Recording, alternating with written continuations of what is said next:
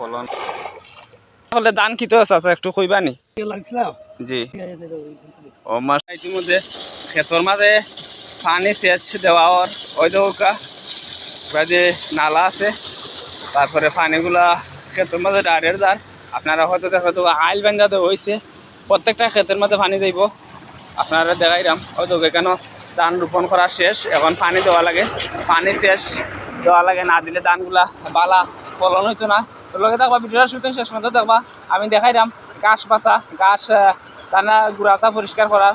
এই উটারের মাধ্যমে ঘাসগুলা তারা উগড়ে ফেলার কারণে ধানের গুছা মোটা হয় তারপর ফলন ভালো আসে ঠিক না আপনি তো কৃষক ঠিক আছে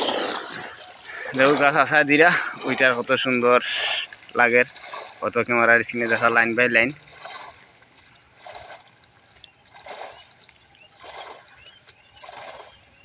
তো ওইটার দিয়ে দিয়া যাইরা তাই সময় লাগে তাই কইছেন ওইটা তো আবার অন্য পাশে আবার গাছগুলা বাইসিয়া দিরা আগাছা তো এখানে বিশাল জমির মধ্যে ধান রোপণ করা হয়েছে তো ধানগুলা কত সুন্দর কেন মাঝে ধান লাগানো হয়েছে যে খুব ভালো লাগে ঘাস বাছরা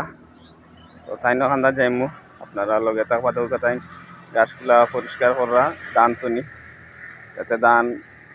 ভালো যেহেতু এখন ধান লাগানো শেষ ধান রোপণ করা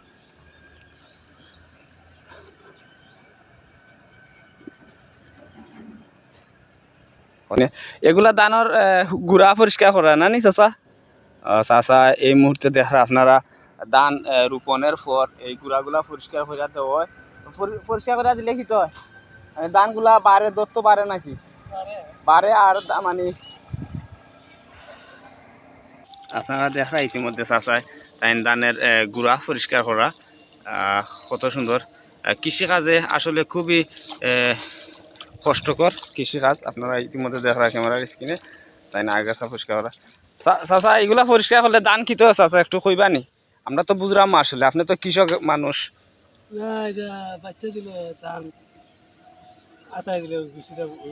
বড় হয় আর মোটা হয় আর কিতো চাচা একটু কৌকা আর কিতা হয় চাচা কইরা গুছি বড় হয় ধানগুলা ভালো ফলন আসে এগুলা পরিষ্কার করে ধানের যেগুলা গাছ এগুলা মানে 1 বিঘা বাসা ওই মাথা থেকে লাগছিলাম জি ওইখান থেকে ও মানে সকাল কটার সময় লাগছিল আপনি ওইখানে একটা বাচ্চা আইছে ও মানে সকাল কটার দিকে কাজও লাগছিলেন 9টায় 9টা তো 1 বিঘা জমি একলা ধানের গুড়া পরিষ্কার করা যায় গাছগুলা গাছ বেশি হইলে একলা ফরন জানা ওইটা ওইটা লাগছে ও আর ইরম হইলে জি একলা বাসন যায় ও তো দর্শক আপনারা শুনছেন চাচার কথা কৃষিকাজ আসলে পরিশ্রমিক কাজ যেহেতু রোদিন মাঝে সারাদিন করা লাগে কাজগুলা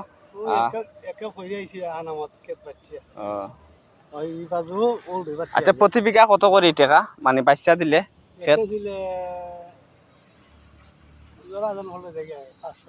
500 জোড়া ধান দিলে